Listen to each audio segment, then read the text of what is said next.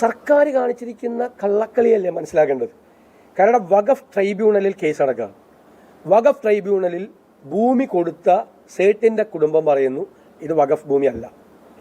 ഭൂമി സ്വീകരിച്ച Farooq college management പറയുന്നു ഇത് വഖഫ് ഭൂമിയല്ല. ഞാൻ ആദ്യം മുതലേ എടുത്തിരുന്ന സ്റ്റാൻഡാണ് ഇത് വഖഫ് ഭൂമിയല്ല. കാരണം വഖഫ് ഭൂമി ആണെങ്കിൽ ഇവർ എൻക്രോച്ചേഴ്സാണ്, കടന്നുകയറ്റക്കാരാണ്. അവർക്ക് ഒരിക്കലും നമുക്ക് അവിടെ പെർമനൻറ്റ് ടൈറ്റിൽ കൊടുക്കാൻ പറ്റില്ല. ഈ രേഖകൾ പരിശോധിച്ചാൽ ഇത് വഖഫ് ഭൂമി അല്ല എന്ന് വളരെ വ്യക്തമാണ്. പക്ഷെ ഗവൺമെൻറ് എന്താ ചെയ്തത്?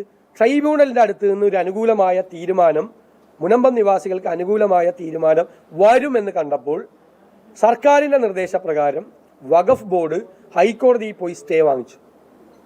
മെയ് 29 വരെ സ്റ്റേ വാങ്ങിച്ചേക്കുക. മെയ് 19 വരെയാണ് ഈ വഖഫ് ട്രൈബ്യൂണലിൻ്റെ കാലാവധി. അപ്പോൾ സർക്കാർ എന്താ, വഖഫ് മന്ത്രിക്ക് അതിൽ പങ്കുണ്ട്, വഖഫ് മന്ത്രിക്ക് എന്നിട്ട് അതിൽ പങ്കുണ്ട്. എന്നിട്ട് 19 ഇവരുടെ കാലാവധി തീരും. അപ്പോൾ ഈ വഖഫ് ട്രൈബ്യൂണലിനെ കൊണ്ട് വിധി പറയിപ്പിക്കരുത്. ഇനി വരാൻ പോകുന്ന വഖഫ് ട്രൈബ്യൂണലിൻ്റെ ഘടന പാർലമെൻറ്റ് പാസ്സാക്കിയ വഖഫ് നിയമം അനുസരിച്ചിട്ടാണ്. അപ്പോൾ കേരള സർക്കാർ വഖഫ് ബോർഡിനെ കൊണ്ട് നടത്തുന്ന ഈ വഞ്ചനയാണ്.